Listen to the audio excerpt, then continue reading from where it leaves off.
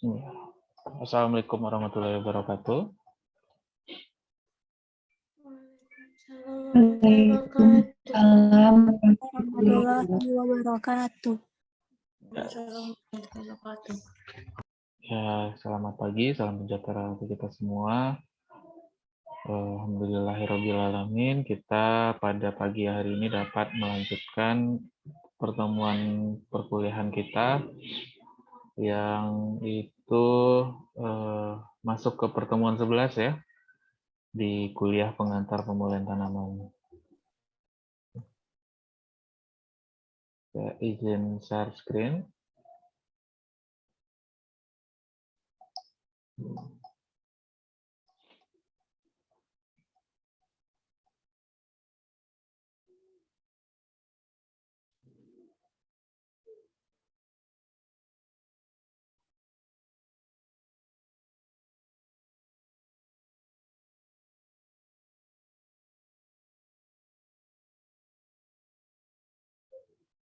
Di sana gimana terlihatnya? Terlihat, Pak. Terlihat, Pak. Masalahnya di tempat saya nggak kelihatan. Bentar ya.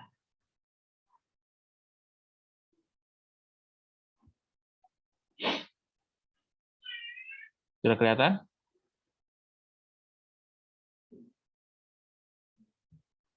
Belum, Pak.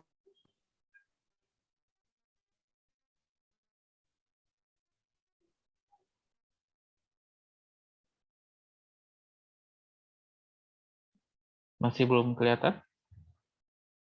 Sudah kelihatan, Pak. Oke.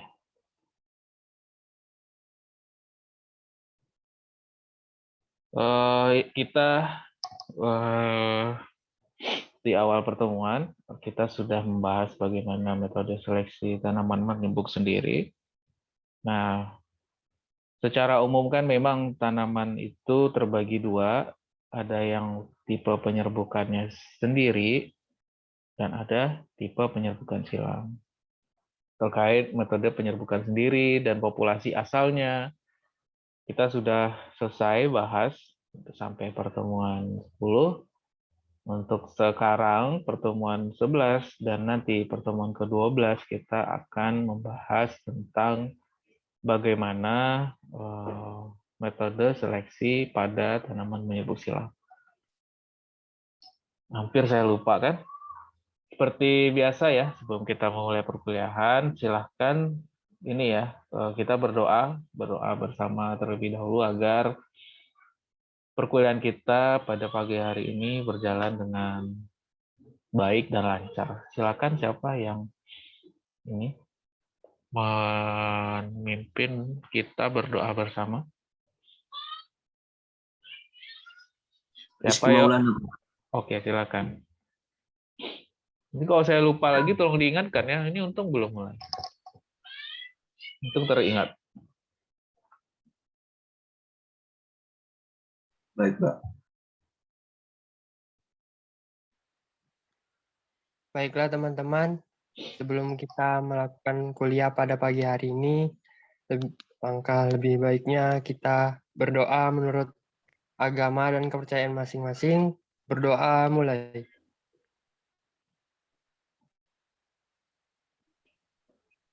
Berdoa selesai. Terima kasih ya Rizky Maulana. Baik, saya lanjutkan ya. Kita hari ini memang membahas tentang bagaimana metode seleksi pada tanaman menyerbuk sendiri. Pasti itu beda karena dari tipe penyerbukan saja sudah beda. Jadi ada beberapa metode yang ada mungkin yang sedikit mirip, tapi secara umum pasti berbeda terhadap antar dua tipe penyerbukan ini. Kompetensi ya, jadi nanti kalian setelah mengikuti perkuliahan ini nanti mampu membedakan dan menentukan.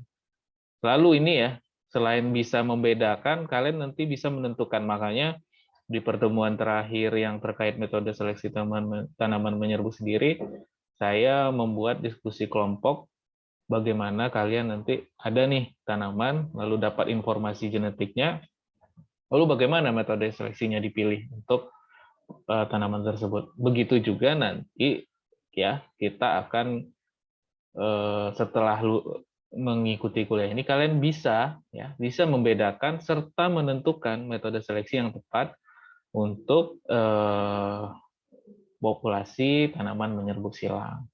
Ya, indikatornya tentu kalian tepat dalam membedakannya serta menentukannya.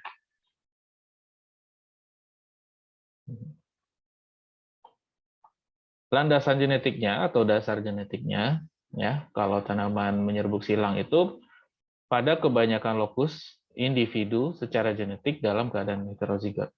Kalau kemarin tanaman menyerbuk sendiri gimana keadaannya? Ada yang ingat?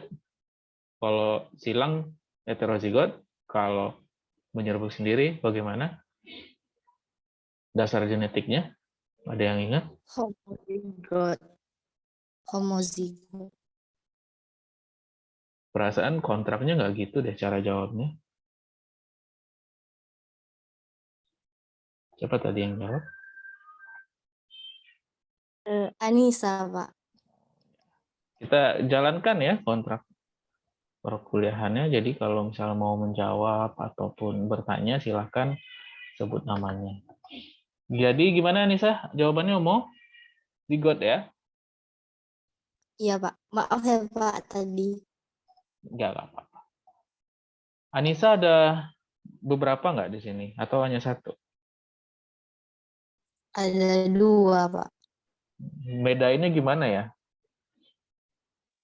Saya Anissa Rahma, Pak. Kalau yang satu lagi manggilnya? Ulan. Anissa Wulandari. Oh iya, oke. Anissa Wulandari atau Ulan, Pak? Oh panggilannya ya? Oke, Bulan. Jadi terima kasih Anissa. Harusnya masih ingat ya, belum lama kita bahas tentang dasar genetik tanaman menyerbuk sendiri itu homozigot. Sementara kalau tanaman menyerbuk silang, dia dalam keadaan heterozigot. Keragaman genetik dapat dipertahankan dari generasi ke generasi karena adanya kawin acak. Karena dia silang kan, jadi kita nggak bisa ngontrol serbuk sari mana yang membuahi suatu putiknya gitu, polen mana yang menempel pada putik tanaman kita gitu. Jadi karena terjadinya kawin acak, baik frekuensi gen ya maupun frekuensi genotip dapat tetap sama pada generasi turunannya. Ini terkait dengan hukum Hardy-Weinberg. Ini kalau bicara frekuensi gen, frekuensi genotip, kita pasti hubungannya dengan hukum Hardy-Weinberg. Genetika lagi ya, jadi makanya nggak lari-lari nih, pasti pelajaran kita tuh nyangkut paut. Pemuliaan, kita ujung-ujungnya pasti membicarakan genetika. Lalu tujuannya apa sih pemulihan tanaman menyerbuk silang? Jadi kita mengusahakan merubah frekuensi gen, yang dirubah frekuensi gennya. Kalau menyerbuk sendiri apa kemarin? Ingat nggak apa yang dirubah?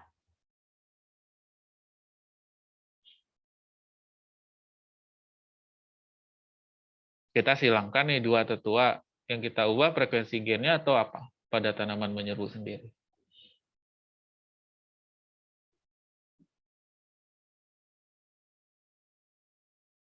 Ada yang ingat yang kita ubah?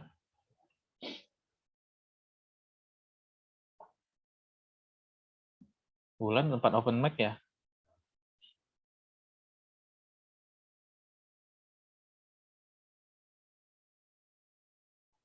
Ada yang ingat?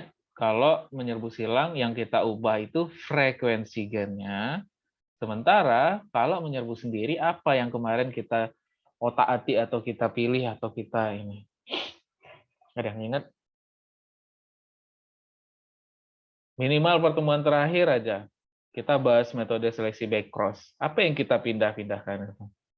Kita usahakan menumpuk di satu tanaman.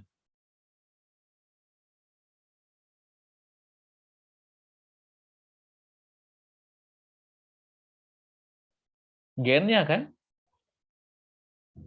Ingat nggak? Yang kita pengen Iya, backcross itu Pak. kan? Nah, di situ letak bedanya. Kalau di menyerbuk sendiri gennya, kita fokus ke gennya, tapi gen itu ya tetap kita melihat fenotipnya kan. Misalkan gen ketahanan, yang kita lihat kan nggak bisa kita lihat, oh gennya R besar nih. Yang kita lihat kan bisa, oh dia tahan, dia tidak. Gitu kan. Tapi kan tetap fokus kita gennya. Nah kalau di menyerbuk silang, bukan gennya, tapi frekuensi gennya yang kita arahkan untuk peningkatan meningkat ke arah yang kita hendaki gitu. Jadi di situ letak bedanya. Selain itu kalau kemarin metode seleksi tanaman menyerbuk sendiri dibagi dua, ada yang ingat nggak? Metode seleksi penyerbuk sendiri itu terbagi dua, ya, tergantung pada populasi asalnya. Apa saja pada menyerbuk sendiri? Populasi apa? Yang di saya populasi yang kedua, di yang Bu Deviona populasi pertama. Nggak ada yang ingat populasinya. Memang tanamannya menyerbuk sendiri, tapi dibagi dua kan. Ada populasi A, ada populasinya B. Kalau populasi A ada seleksi massa dan seleksi galur murni. Kalau populasi B ada bulk, ada pedigree, ada SSD, ada backcross. Lupa.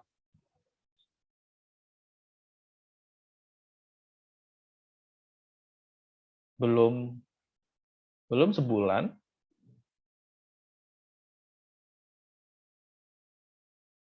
Populasi apa? Nggak ada yang ingat satupun?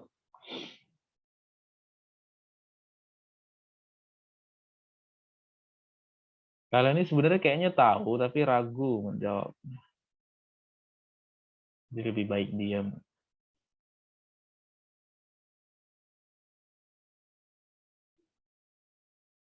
Nggak ada yang ingat satupun?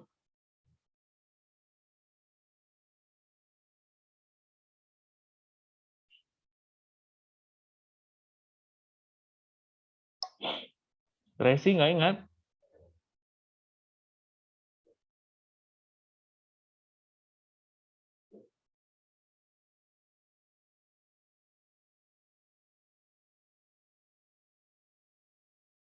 Resi.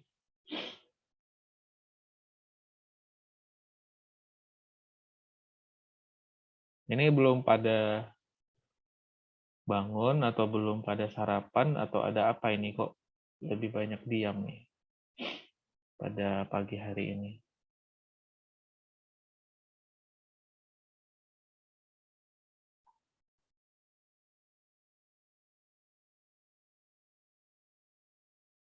Populasi alami yang sudah ada di alam sama populasi bersegregasi. Nah, kalau di silang juga terbagi dua. Seleksi berdasarkan fenotip individunya, dia langsung melihat yang nampak nih hasil persilangannya ditanam, langsung dilihat yang kelihatan fenotipnya. Atau yang kedua, berdasarkan hasil pengujian keturunan, di mana populasi dasarnya berasal dari varietas lokal atau dibentuk oleh pemulia.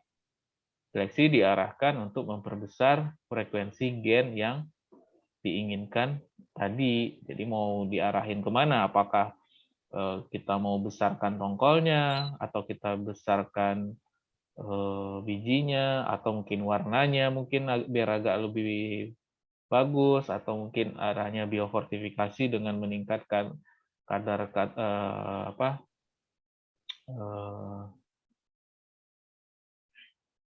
kadar gizi atau vitaminnya di dalam gitu. Macam-macam ya, jadi terserah kita mau arahin kemana.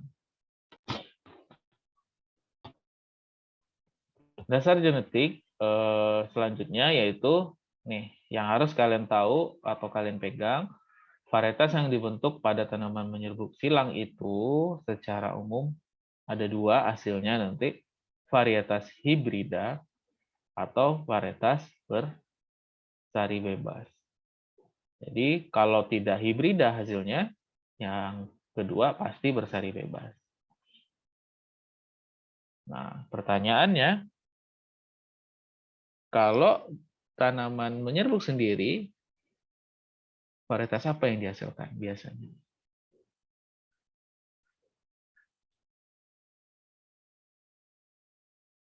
Nggak tahu juga. Izin jawab, Pak. Silakan. Varietas bersari bebas. Bersari bebas.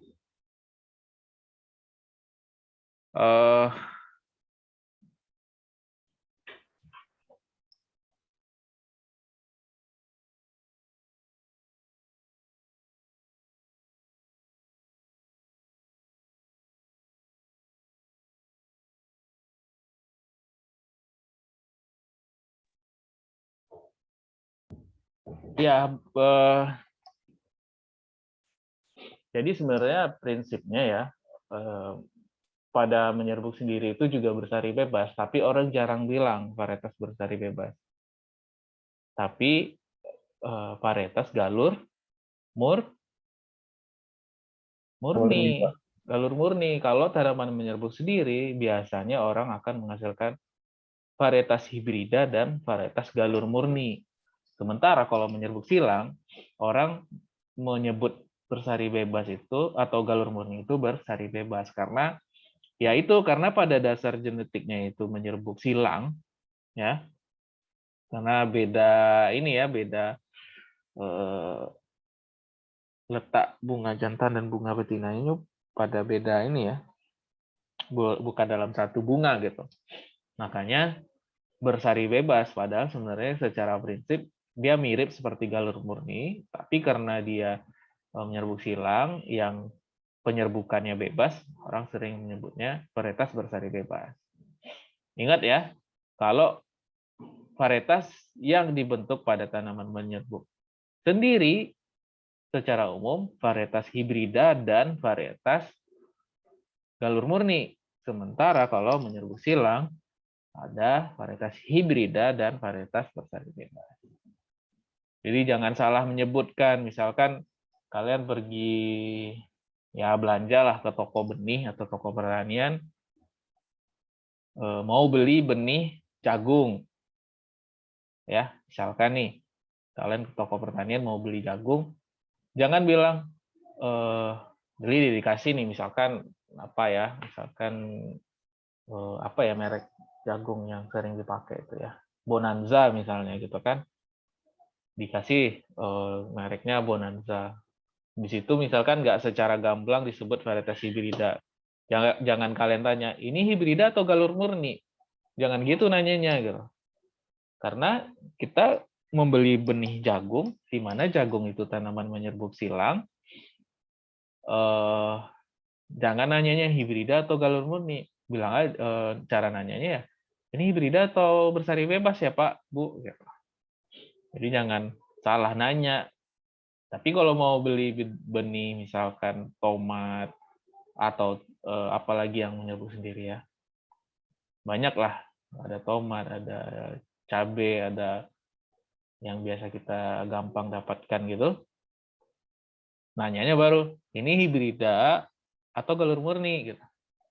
Nah, biasanya kalau ada tulisan F1 ya, kalau ada tulisan F1 dia pasti hibrida. Namanya. Misalnya F1 Bonanza, nah itu hibrida tuh, nggak usah kalian tanya, ini hibrida bukan gitu. Ya. Paham kira-kira? Kalian harus bisa bedakan hibrida sama bersari bebas atau galur murni. Kalau hibrida itu pasti turunan pertama hasil persilangan dua tetua. Ingat ya.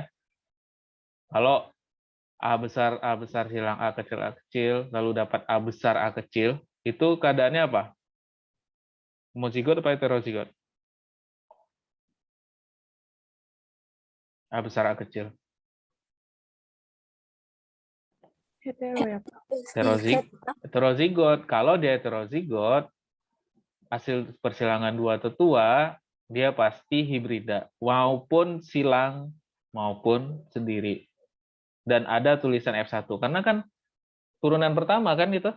Misalnya A besar silang A kecil, dapat A besar A kecil, dia hibrida dalam keadaan heterozigot, dan turunan pertama F1 atau filial 1. Data awal loh. Gimana? Gimana Nur Halimah? Enggak, Pak. Oh, enggak. Tadi lagi menghitung. Bisa lanjut ya? Saya belum bisa, kalau dasar genetiknya belum oke, saya belum bisa lanjut. Kalau ada yang mau ditanyakan, tanyakan dulu.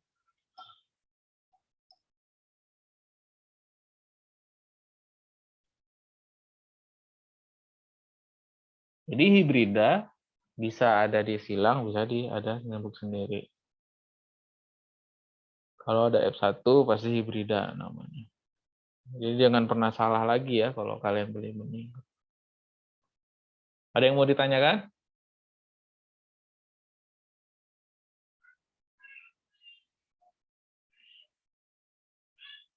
Ada yang mau didiskusikan? Belum ada, Pak. Belum ya? Oke, saya lanjutkan. Lalu kita masuk ke jenis-jenis varietas tanaman menyerbu silang. Yang tadi itu sebenarnya kan ada hibrida, ada bersari bebas. Kalau menyerbu sendiri ada hibrida atau galur murni. Kalau hibrida pasti generasi F1 atau generasi turunan pertama hasil persilangan sepasang atau lebih, ya. Dia bisa lebih dari tetua galur murni dengan karakter unggul. Kata kuncinya hibrida itu pasti persilangan antar dua tetua atau lebih galur murni, ya, dengan karakter unggul. Nah, tadi kan saya bilang kalau menyerbuk silang, varietas yang dihasilkan hibrida atau bersari bebas. Sementara kalau menyerbuk sendiri, hibrida atau galur murni. Tapi kenapa saya keluarkan lagi istilah tetua galur murni? Berarti saya salah atau bukan? Saya salah ketik atau gimana?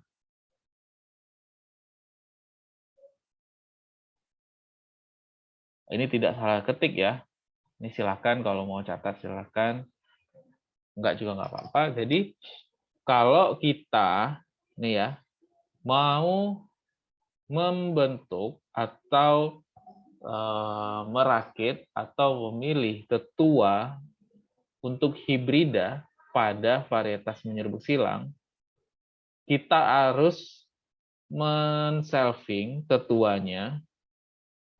Tetua misalnya jagung aja, paling gampang itu kan menyebut silang jagung. Kita harus selfing sampai 6, 7, atau 8 kali. Ya. Lalu susunan genotipnya sudah homozigot, baru digunakan untuk menyilangkan membentuk varietas hibrida. Karena proses pembentukannya itu di selfing. Selfing kan artinya apa? Ada yang tahu selfing artinya apa? Menyerbuk sendiri, Pak. Menyerbuk sendiri. Jadi kita kontrol serbuk sarinya dari tanaman yang sama. Makanya ketika untuk istilah tetua persilangan varietas hibrida pada tanaman menyerbuk silang, kita nyebutnya galur murni karena memang kita membentuknya mengendalikan polen-polen mana yang polen-polen yang dilakukan untuk menyerbuk sendiri. Makanya istilahnya adalah galur murni.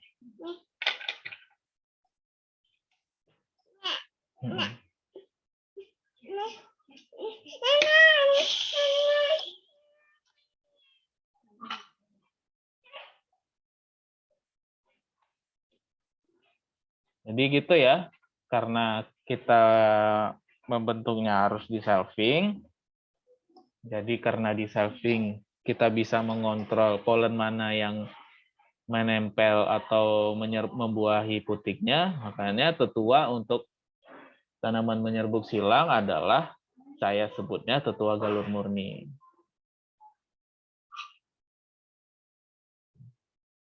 Paham nggak maksud saya?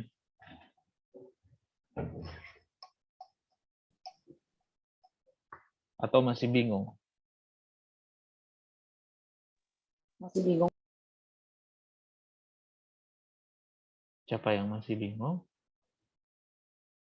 Yohana? Iya, Pak. Ya. Bisa nggak sampaikan bingungnya di mana? Biar saya enak. Jadi saya tahu mau menekankannya di mana.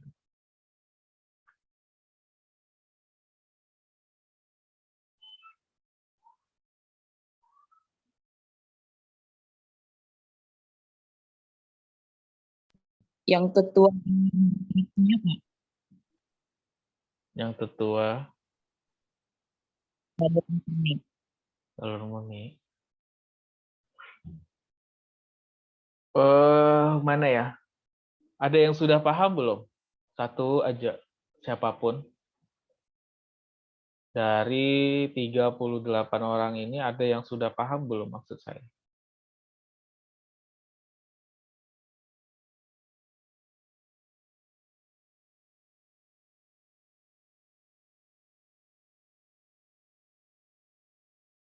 Nggak ada satupun?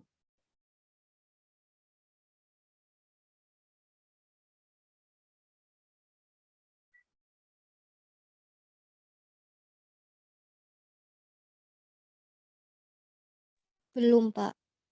Belum ya? Saya mau mulainya dari mana ya? Coba saya...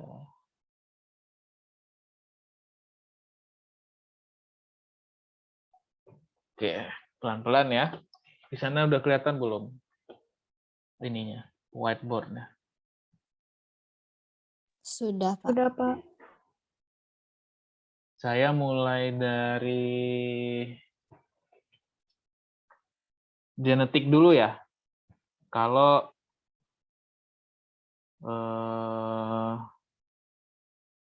menyerbuk, gimana yang bedainnya ya? Sendiri sama silang kalau biar kalian gampang.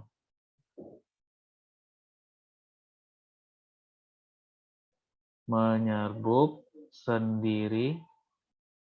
Sendiri apa bahasa ininya biar gampang? Saya tulis lengkap aja ya. Menyerbuk sendiri itu homo,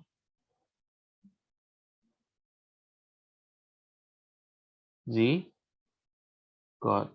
Kalau menyerbuk silang, dia hetero. Kalian udah bisa kan bedain homozigot sama heterozigot? Bisa, Ya. Pak. Gampangnya gini aja nih misalnya ya. Kalau kita satu gen gitu kan. Ya, paham ya? Sampai sini ya. Paham nggak sampai sini? Paham, Pak. Paham, Pak. Nah, jadi sampai sini paham. Saya coba lanjutkan. Kalau tanamannya itu padi, dia dalam keadaan ini homozigot apa heterozigot?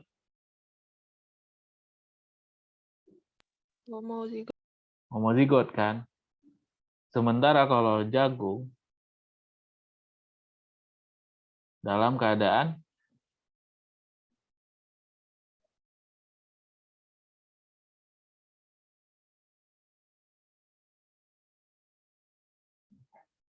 apa nih?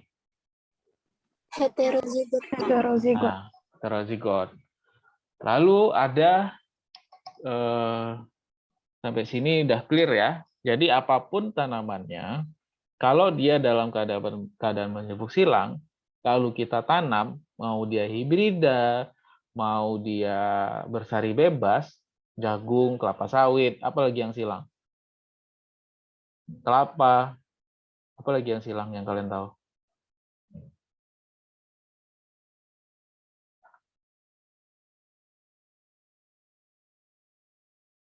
Ya pokoknya tanaman menyerbuk silang pasti dalam keadaan heterozigot.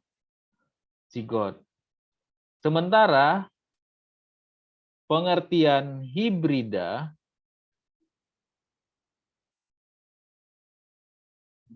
yaitu persilangan, saya bulat gini ya, persilangan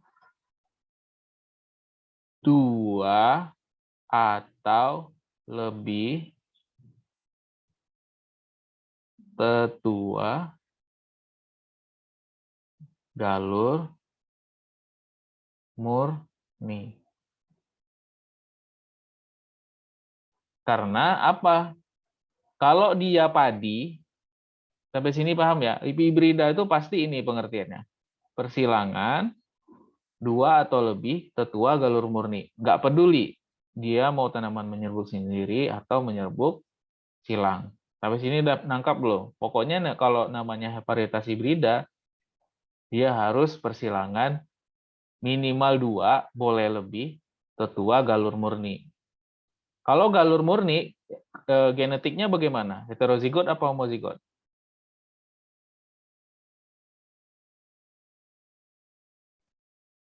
Homozigot, Pak.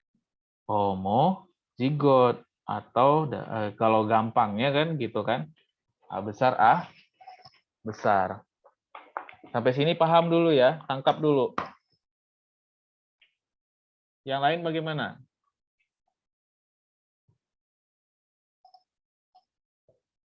Yang lain? Paham, Pak. Paham ya? Paham, Pak. Paham, Pak. Sampai sini paham. Kalau dia tanaman menyerbuk sendiri, nggak jadi masalah karena tanamannya semuanya dalam keadaan seperti ini. Jadi kalau mau buat hibrida pada tanaman menyerbuk sendiri, ya udah kita tinggal silangkan ketua galur murninya gitu kan. Karena memang semuanya dalam keadaan seperti ini. Kalau dia bukan hibrida ya.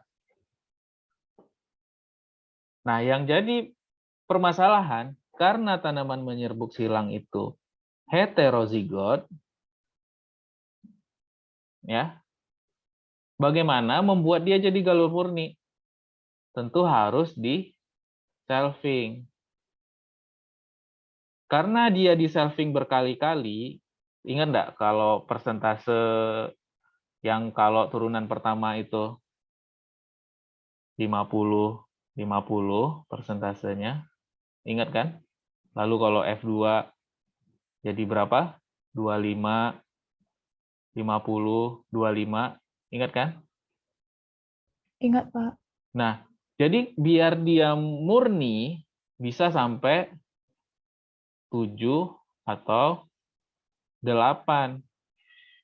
Permasalahannya kan gitu. Karena tanaman menyerbuk silang dalam keadaan heterozigot, biar dia jadi galur murni, biar bisa memenuhi dia sebagai tetua persilangan, hibrida, kan hibrida gitu kan tadi kan, harus persilangan 2 atau lebih tetua galur murni. Kita harus murnikan ini sampai F7 atau F8. Karena dia sudah dimurnikan pakai selfing, makanya saya masih menggunakan istilah tetua galur murni walaupun tanamannya menyerbuk silang. Jadi dia harus di selfing berkali-kali. Ada A besar, A besar, A besar, A kecil, A besar, A kecil, dan A kecil, A kecil. Lalu di selfing lagi dapat F2. Itu dilakukan sampai F7 atau F8 di mana homozigotnya, tingkat homozigositasnya sudah 98% lebih gitu. Sampai sini Masih bingung kenapa saya masih gunakan istilah galur murni? Kita mau memurnikan heterozigot ini. Karena kalau tidak dimurnikan, berarti bukan persilangan tetua, dua tetua atau lebih galur murni. Bagaimana? Masih paham? Masih paham. Masih bingung? Masih bingung?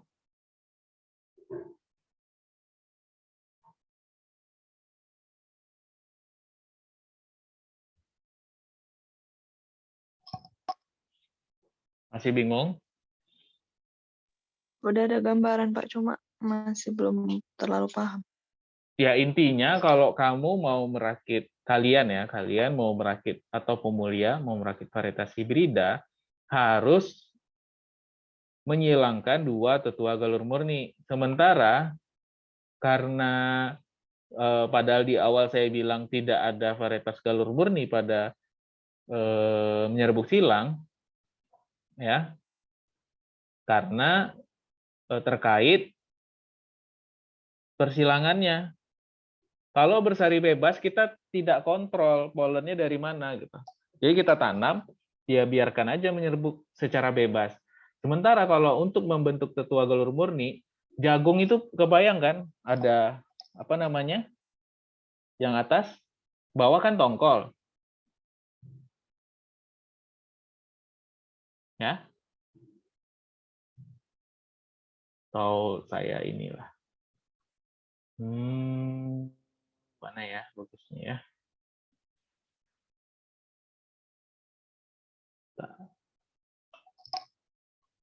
Sana terlihatnya apa?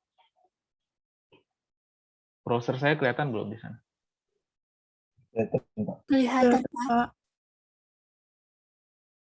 Bedanya cuma di sini nih, kata kuncinya nih.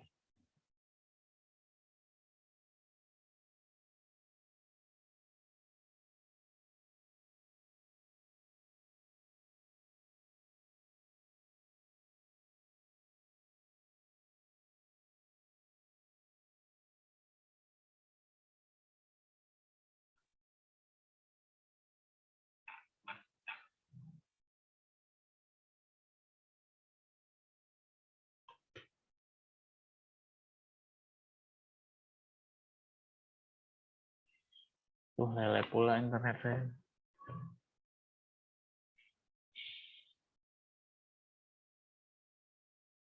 Yang atas itu kan bunga jantannya atau tasel istilahnya kan. Nih, mana ya gambar yang jelas ya?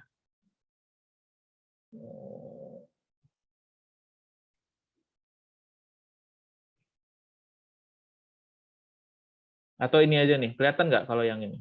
Yang ada nampak kursor saya. Nampak, Pak. Ini kan bunga jantan, ya kan?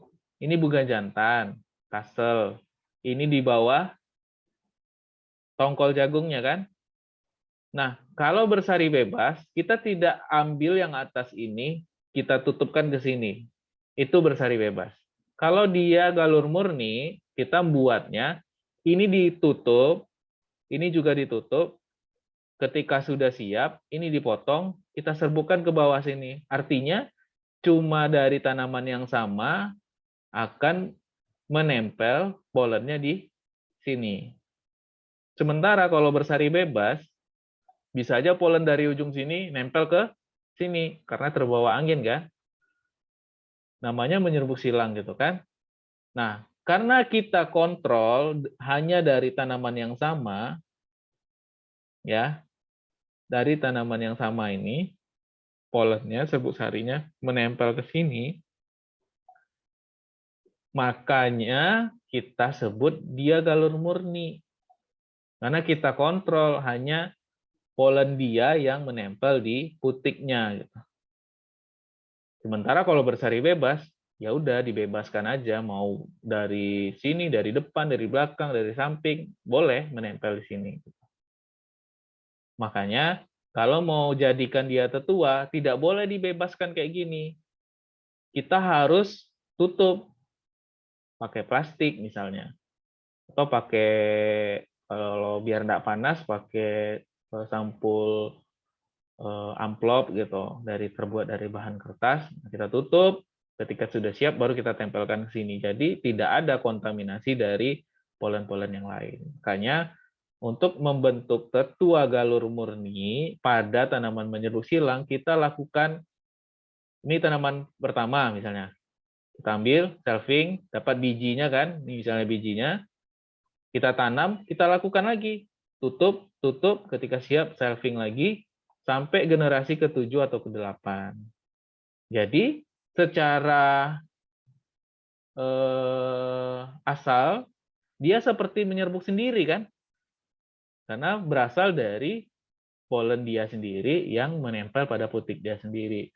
Makanya istilahnya kalau untuk menjadikan jagung ini tetua persilangan hibrida, kita merakit terlebih dahulu tetua galur murni dengan cara mengendalikan polen mana yang membuahi putik dari jagung tersebut. Bagaimana? Masih bingung juga? Sudah paham, Pak. Udah ya. Jadi, walaupun nanti hasilnya tidak ada varietas galur murni, tapi karena syarat untuk hibrida itu persilangannya harus tetua galur murni, makanya kita membentuknya itu harus dengan mengendalikan persilangannya. Itu untuk hibrida. Jenis varietas yang kedua yaitu bersari bebas. Tapi dibagi dua. Ada yang sintetis, ada yang komposit. Di mana kalau sintetis itu dihasilkan oleh kombinasi galur atau tanaman yang sudah terseleksi, baru dilanjutkan persilangan acak secara normal. Lalu selanjutnya, kalau pembentuk atau asalnya ya, varietas sintetis itu genotip-genotipnya telah tahu kita uji ininya, kemampuan, kita sudah uji kemampuan daya bergabungnya. Sementara kalau komposit, ya dia campuran aja, mau dia ada varietas lokal, ada varietas bersari bebas, ada hibrida, campur aduk aja, tapi kita telah ketahui potensi produksinya. Umurnya berapa, tahanannya, atau sifat-sifat lainnya, panjang tongkolnya berapa, bobot tongkolnya berapa, gitu. Sementara kalau sintetis ini boleh tidak diketahui potensi produksinya, memang ya udah kita kombinasikan aja, mau dia galur atau tanaman seleksinya. Jadi terkait sistemnya, ada yang kawin acak, memang sama sekali tidak tahu, ya kita nggak tahu mana yang tetua jantannya, mana tetua betinanya, atau dia ada juga yang kawinnya itu antar tanaman yang secara genetiknya sejenis. Secara genetik sejenis, misalkan kita mau rakit varietas jagung manis, dikendalikan gen SH3 misalnya.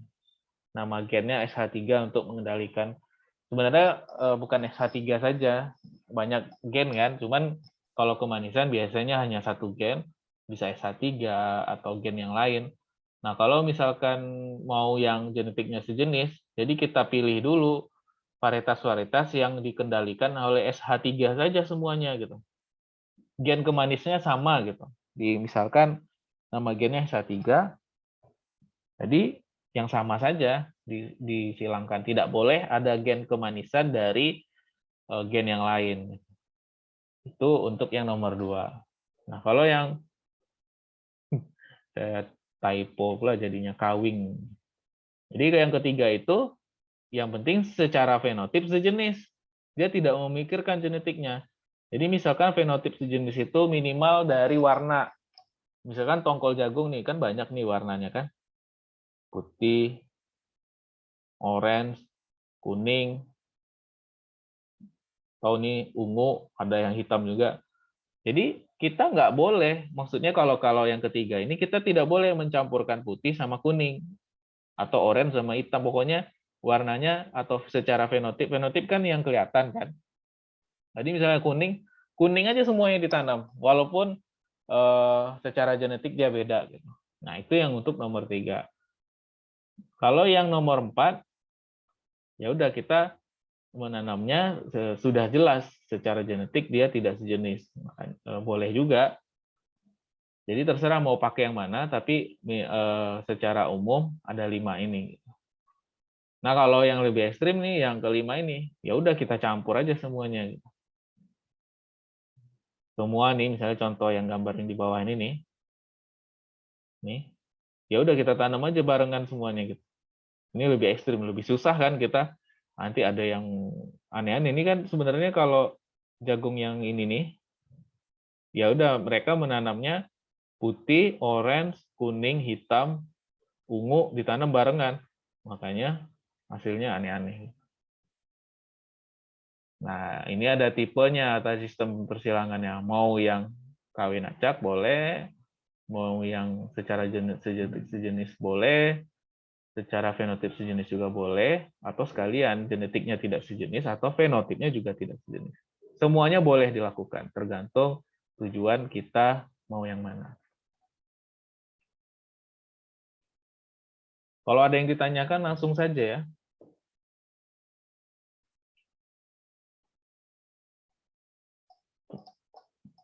Ada yang mau didiskusikan?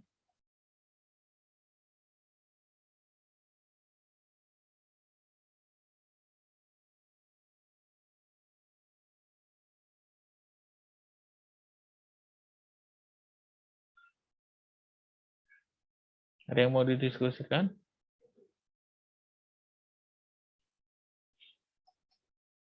Bisa lanjut?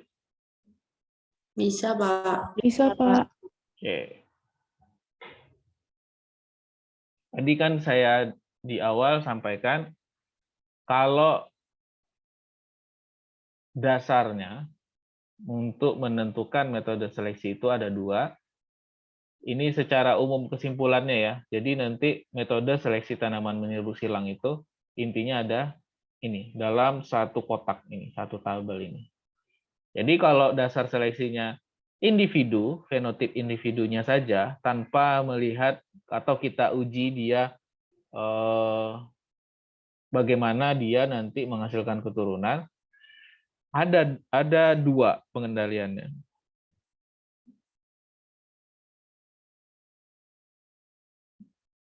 Jadi yang pertama itu tidak diketahui atau salah satu tetuanya saja yang diketahui. Sementara yang kedua, kita tahu jantannya. Mungkin gini aja kali ya, biar kalian nggak bingung. Saya ulangi. Kalau dasar seleksinya fenotipe individunya, jadi kita tanpa melihat dia bagus atau enggak keturunannya, kita bisa menggunakan seleksi massa, seleksi tongkol ke baris, atau seleksi berulang fenotipe. Nah, dasar seleksinya kalau fenotipe hanya berdasarkan yang nampak, kita boleh seleksi massa, boleh seleksi tongkol ke baris, atau ear to row, atau seleksi berulang fenotipe. Tapi kita harus lihat dulu, kita bisa mengendalikan penyerbukannya enggak? Kalau kita hanya bisa mengetahui beberapa salah satu atau malah tidak diketahui tetuanya, kita harus menggunakan massa atau seleksi tongkol ke baris. Kalau kita tahu tetua jantannya, jadi kita kendalikan, jadi kita ambil taselnya, kita serbukan sendiri gitu, kita kontrol ya istilahnya, kita gunakan ini saja. Sementara kalau kita biarkan atau hanya satu yang kita kendalikan, kita harus menggunakan maksa atau seleksi tongkol ke baris. Di mana tipe uji keturunannya dilakukan, tidak dilakukan, atau dia bersari bebas. Makanya saya bilang kalau tidak ada tipe keturunannya langsung maksa, kalau bersari bebas kita gunakan seleksi ear to roll. Kalau ini tidak ada, ya udah kita langsung berulang fenotip.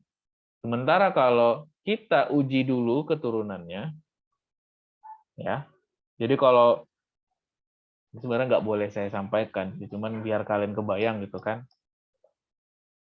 Kalau kita bawakan ke manusia nih, yang nomor 1 ini, kalian lihat, oh dia cantik nggak? Oh dia kulitnya putih nggak?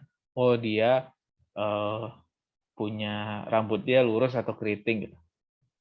Hanya sebatas itu kalian menseleksi calon pasangan kalian. Tapi kalau yang uji keturunan, kalian coba dulu kawin tanpa menikah, terus kalian lihat anaknya. Wah, anak saya jadi ganteng atau cantik. Baru kita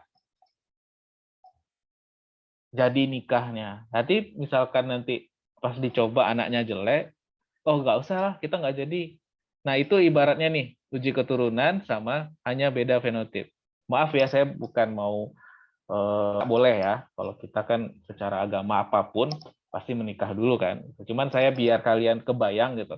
Kalau yang pertama ini hanya lihat saja, oh dia cantik, oh dia pinter, oh dia putih, oh dia sawo matang, oh dia punya lesung pipi, oh dia matanya coklat, ya kan? Atau matanya biru, lebih ekstrim kalian mau merubah keturunan kan? Oh cari matanya yang biru gitu kan?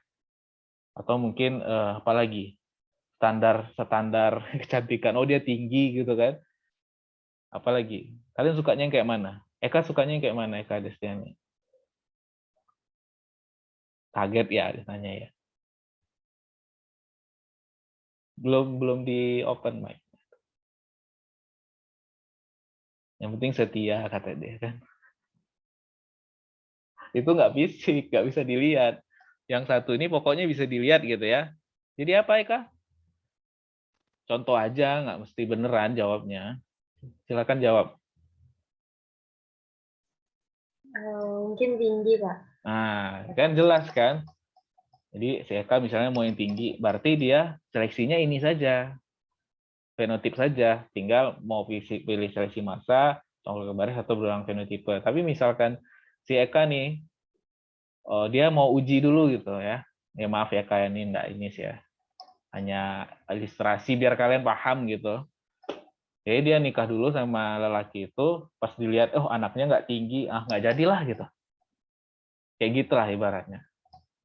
Nah itu pakai seleksi yang di bawah ini, berulang untuk daya gabung umum, berulang untuk daya gabung khusus, berulang beresiprok, atau seleksi silang banyak.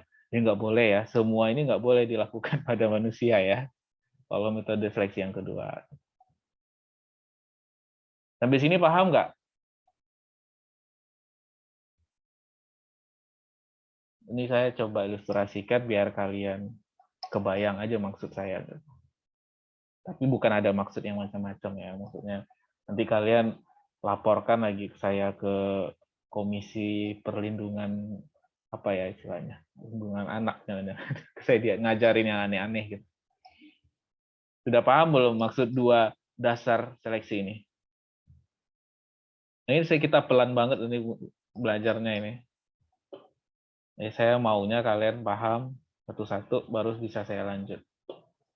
Paham belum? Minimal beda dasar seleksinya berdasarkan fenotip atau berdasarkan uji keturunan. Sudah paham belum?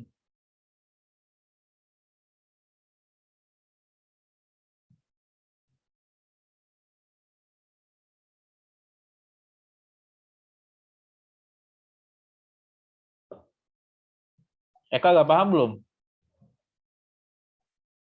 Paham, Pak. Yang lain? Paham, Pak. Jelas ya? Sangat-sangat jelas harusnya ya. Bisa saya lanjutkan ya? Bisa, Pak.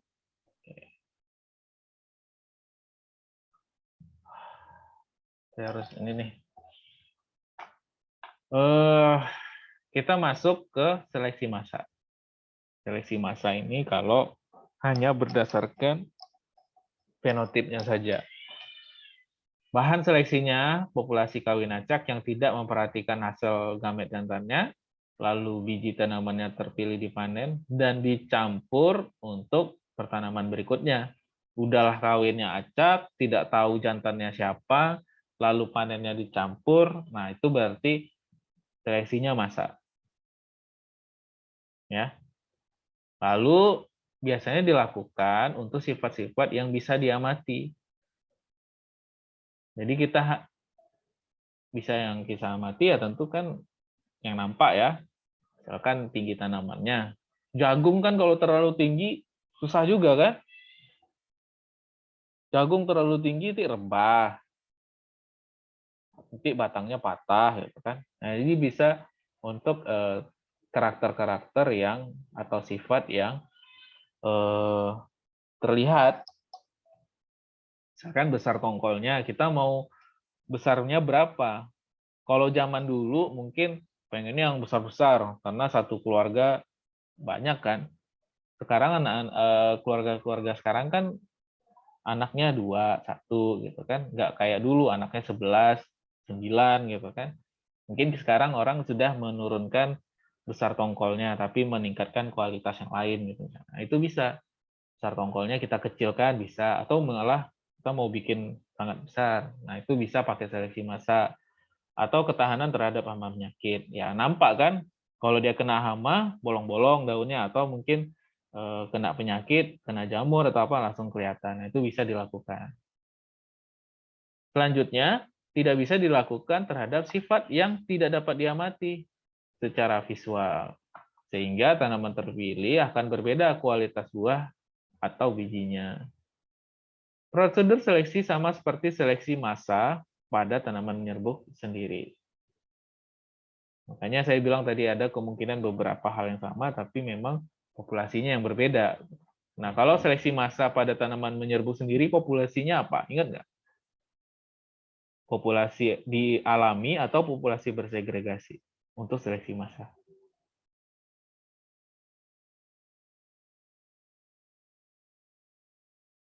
Ada yang ingat?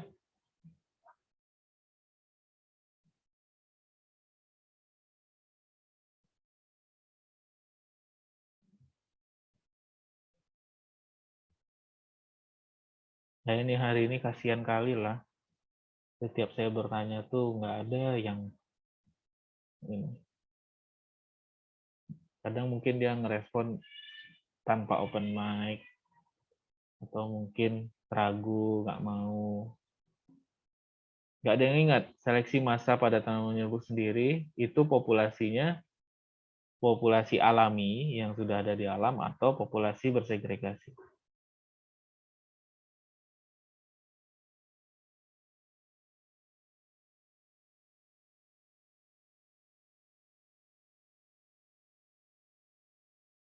Padahal di awal sudah mention lagi kan saya. Populasi untuk menyerbuk sendiri itu ada 2, populasi alami, populasi bersegregasi. Kalau populasi alami itu bisa seleksi massa atau seleksi galur murni. Kalau populasi bersegregasi itu ada bulk, ada pedigree, ada SSD, ada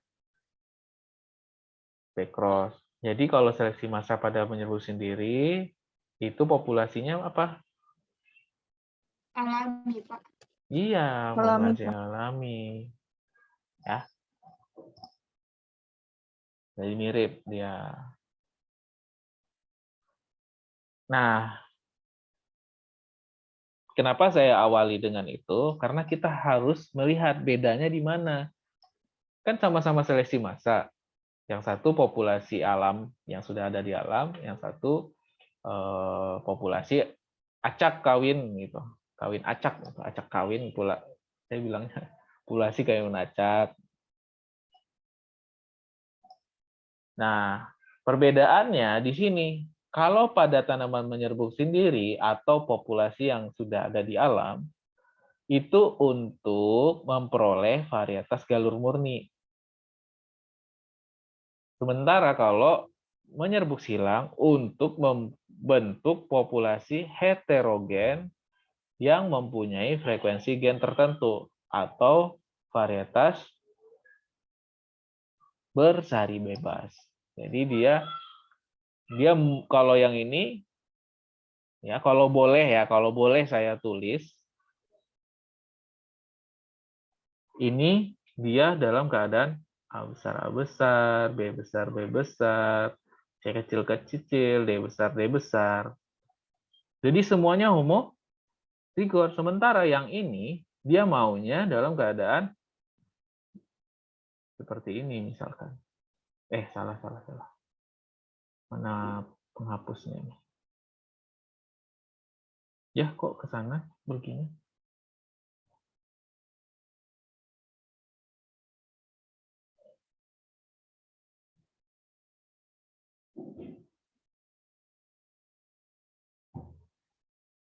Dalam keadaan seperti ini.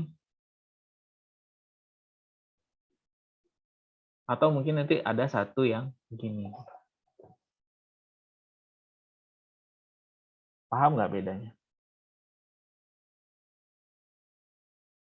Oh, ini dia mintanya dalam keadaan heterozigot, ini dalam keadaan homozigot. Jadi dia mengumpulkan frekuensi gen tertentu. Misalkan dia mau menyelipkan sedikit di sini. Sementara kalau sini, dia maunya homozigot semua. Paham nggak bedanya? Paham, Pak. Ya, kalau yang nomor 1 ya tinggal selfing aja terus. Selfing, selesai. Kalau yang nomor 2, dikawin acak tapi kita pilih yang bentuknya seperti ini. Harapannya. Oke. Itu seleksi massa. Hanya sesederhana itu. Kita masuk ke seleksi tongkol ke baris atau ear to row. Seleksi ini berdasarkan tampilan fenotip yang baik. Nah, ini yang kayak si Eka inginkan tadi. Tingginya 200 cm. Iya kah? 2 meter kah tingginya? Tidak, Pak. Oh, nggak sampai 2 meter ya. Jadi kita hanya melihat fenotipnya yang baik. Setiap tanaman terpilih dipanen tongkolnya secara sendiri-sendiri atau terpisah. Jelas kah bedanya ya? Kalau massa, udahlah biarkan cara acak, kita nggak peduli dia penampilannya bagaimana, langsung kita panennya pun dicampur. Nah, kalau tongkol ke baris, kita pilih yang baik-baik saja, lalu dipisah, mirip-mirip pedigree ya. Mirip-mirip pedigree, tapi nanti ada bedanya. Dipanen tongkolnya, satu tongkol itu terpisah dengan tongkol yang lainnya. Dari setiap tongkol terpilih tersebut, ditanam pada generasi berikutnya dalam satu baris. Misalkan 20 sampai 30, atau 50 pun nggak apa-apa. Tanaman per baris. Jadi bukan diplotkan, tapi langsung dibariskan aja memanjang. Makanya istilahnya seleksi tongkol ke baris. Dipilih satu tongkol, ditanam dalam satu baris. Ya. Sampai sini paham?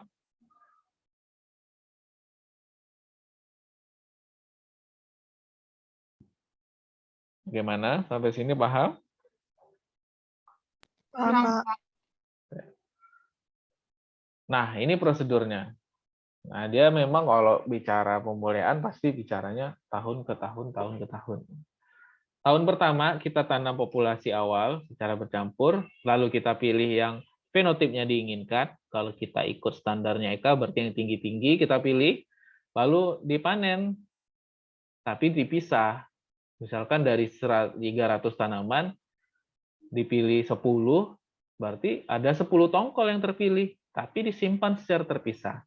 Tahun kedua ditanam, ya tanam kan tahun kedua itu maksudnya generasi selanjutnya ya. Kalau kita nanamnya dalam 1 tahun sekali, berarti saya bilangnya tahun kedua. Gitu. Di tahun kedua ini tanam, yang tadi 10 itu tanam setiap barisnya 20 aja misalkan. Berarti ada 20 tanaman dalam satu baris, ada 10 tongkolnya, berarti ada 10 barisnya. Kalau misalkan di total populasinya berarti 20 kali 10, ada 200 tanaman. Lalu pilih lagi yang secara fenotip sesuai keinginan kita. Ya kita pakai standar EKA lagi, yang tinggi-tinggi kita pilih gitu. Lalu panen tongkolnya terpilih dan simpan secara terpisah. Mirip ya.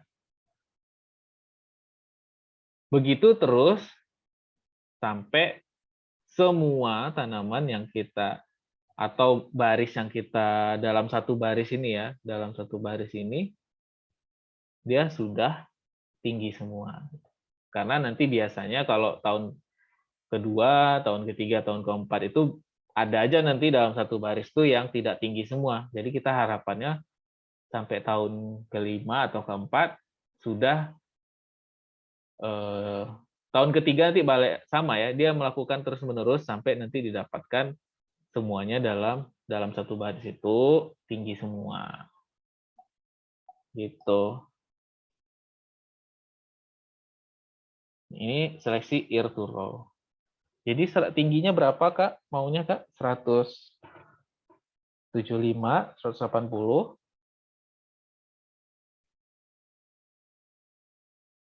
Udah ada standarnya, Kak? Maunya tingginya Belum, berapa? Pak. Oh, belum.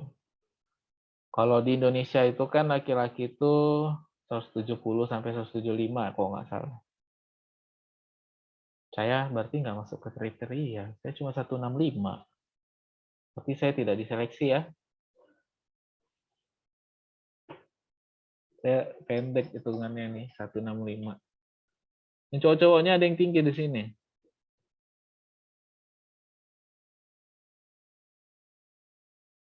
Rizky Maulana berapa tingginya? 175, Pak. Wih, cocok lah. Kamu terseleksi. Apalagi nih? Apalagi nih? Saya harus baca namanya. Agung? Berapa tinggimu, Gung?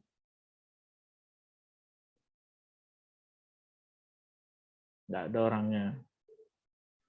Agung, Iya, Pak. berapa tinggimu? 165, Pak. Sama, kita nggak terseleksi sama si Eka. Arif? Sama juga, Pak. Kisaran 165, Pak. Nggak kena juga. Apalagi nih?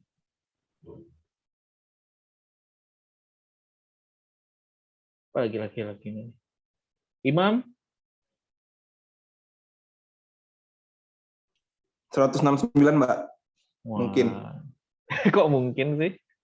Kalian masih masa pertumbuhan ya? Udah lama nggak ngukur, Kak. Oh, sip. Laki? Nah, ini laki-laki berapa nih? Laki. 173, Pak. Wus, tinggi-tinggi kalian. Aryo, saya jadi minder nih. 9, Mbak. 169. Siapa lagi laki-laki? Passion ini laki-laki ya? Passion. Ya, Pak. Berapa? Laki-laki, Pak. 165, Pak. Sama kita nggak terseleksi. Apalagi nih? Rido? Saya perempuan, Pak. Astagfirullahaladzim. Maaf. Panggilannya apa nih berarti? Mariani ya? Ridho. Maaf ya. Nggak tahu saya. Ridwan? Ya, Pak. Berapa tinggimu? 168, Pak. Enggak, masih belum. Dia harus 170, 175. Tadios ini laki-laki apa perempuan? Laki-laki, Pak. Berapa? 175, Pak. Wah, cocok nih. Siapa lagi yang belum saya panggil laki-laki di sini? Ada yang belum dipanggil?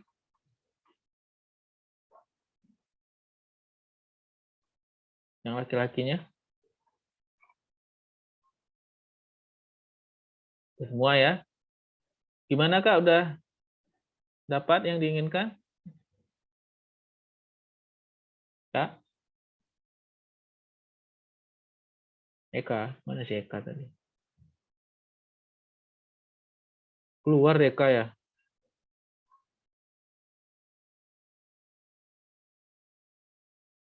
Iya, keluar dia ya.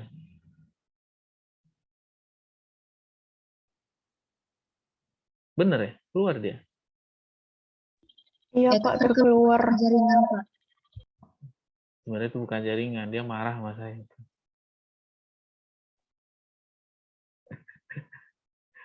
Jadi gitu ya. Maaf saya karena terkadang terlalu serius ini gitu. Saya coba bawa intermezzo dulu sebentar. Jadi sebenarnya mau seleksi untuk si Eka, cari cowok yang 170 sampai 175. Saya sudah pasti tidak karena cuma 165 gitu. Dan lagi pula saya udah laku kan, jadi buat enggak salah. Aduh, nggak fokus ya. Maaf. Nanti sampaikan maaf saya sama Eka ya kalau dia nggak bisa join lagi. Gitu. Bisa ya, sampaikan tolong ya. Siapa temannya Eka di sini?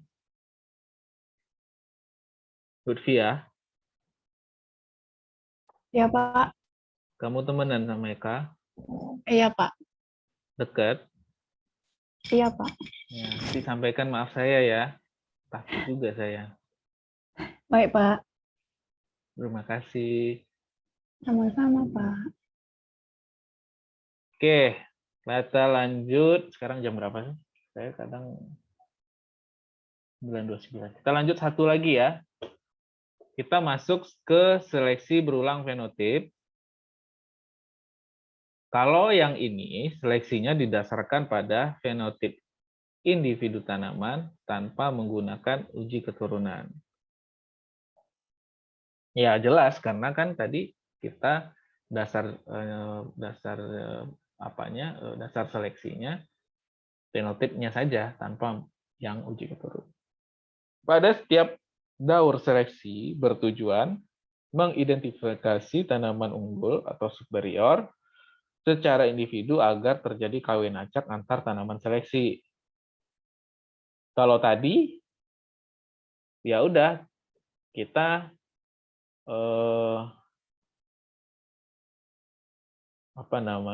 tanpa melihat ya,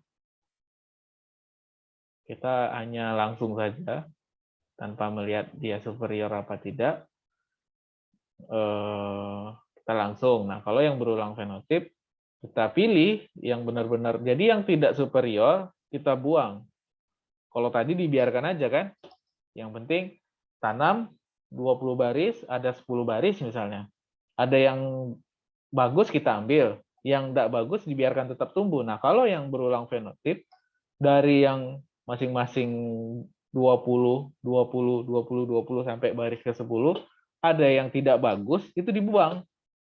Jadi yang unggul saja, yang nanti terjadi kawin acak. Paham nggak maksudnya? Saya kadang suka takutnya menggunakan bahasa yang susah dimengerti gitu. Kira-kira paham nggak maksudnya?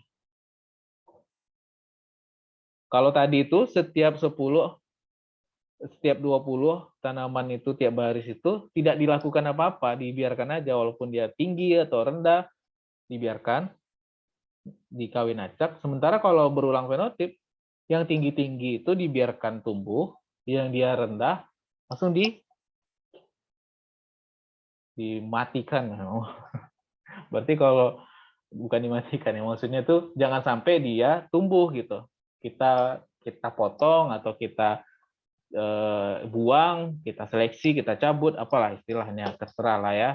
Paham nggak kira-kira maksudnya? Paham, Pak. Paham ya? Paham, Pak. Jadi kalau si Eka sudah balik, maaf ya Eka ya. Saya bercanda Kak. Iya Pak, tidak apa-apa Pak. Oke, sip. Jangan diambil hati ya.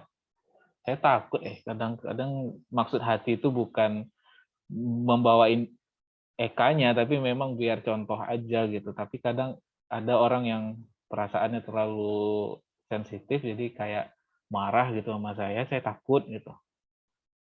Nggak marah ya Eka ya.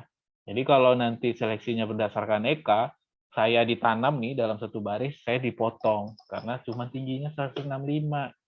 Jadi saya nggak boleh ada di situ. pergi dari situ. Nah, ibaratnya gitu ya. Jadi kalau yang apa tadi? Kok saya lupa. Seleksi apa sebelum berulang fenotip? Seleksi? Colong open mic-nya kalau bicara.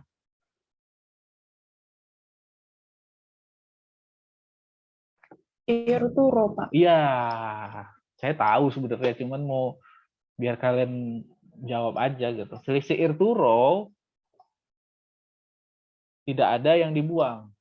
Sementara kalau berulang fenotip, yang kayak saya di bawah 170, yang standarnya EK 170, 175, itu dibuang. Jadi nggak boleh ada di situ gitu. Jadi kalau dalam kelas, kami berdiri di luar kelas, ngintip dari jendela gini doang. Ya. Nah, kalau yang dalam kelas yang tinggi-tinggi aja. Paham ya bedanya ya?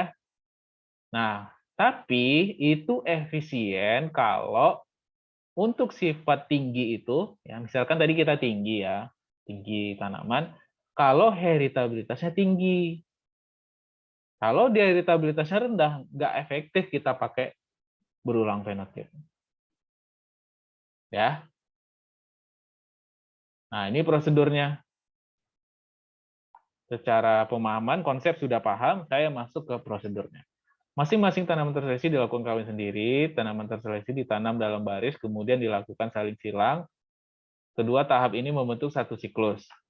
Memasuki siklus kedua, keturunan dari siklus pertama dilakukan seleksi dan kawin sendiri kembali. Demikian seterusnya. Jadi gini, ditanam, dibiarkan, lalu dipilih ya, yang tinggi dipilih, lalu ditanam, dibiarkan saling silang, atau ini kan dibiarkan, atau kalau mau ekstrim dibuang gitu kan. Kalau di sini karena kita bisa selfing, kita selfing. Kalau memang ini mau ekstrim, sebelum selfing dibuang dulu. Biar memang clear, tidak ada yang mengganggu. Karena kan kita selfing pun kadang kita nggak bisa kontrol juga kan. Kadang mungkin mau mindahin dari atas itu sekian detik karena ada tanaman yang lain tercampur. Jadi bisa pakai dibuang. Lalu di selfing, ditanam, biarkan saling silang. Lalu hasil yang saling silang ini, artinya saling silang ini kawin acak ya, kita nggak kontrol kayak tadi, dibiarkan kawin aja dia, dapat benihnya, ditanam lagi, lalu selfing lagi. Daur, satu kali daur itu dihitung satu kali ketika seleksi selfing, lalu dibiarkan saling silang, itu satu. Lalu diseleksi, di selfing, dibiarkan saling silang, itu dua. Tapi kalau kita istilahnya daur nol dulu, karena belum ada ini ya, daur nol, daur satu, lalu dari situ baru kita mulai seleksi masanya. Ini untuk awal.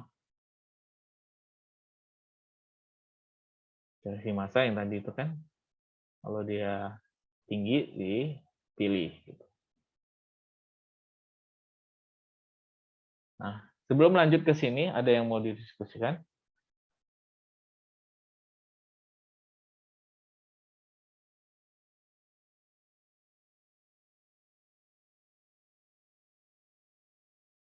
Ada yang mau didiskusikan?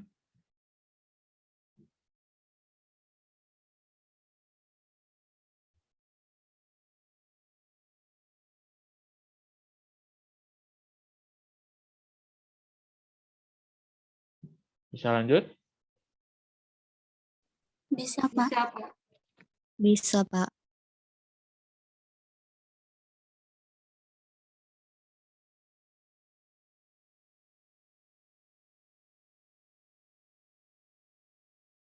Oke. Tapi tinggal 4 menit. Kalian habisnya ada kuliah kan?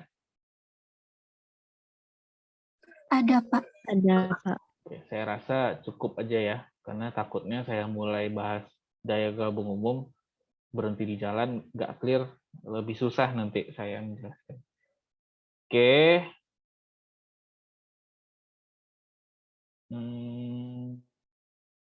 kuliah kita pada hari ini cukup.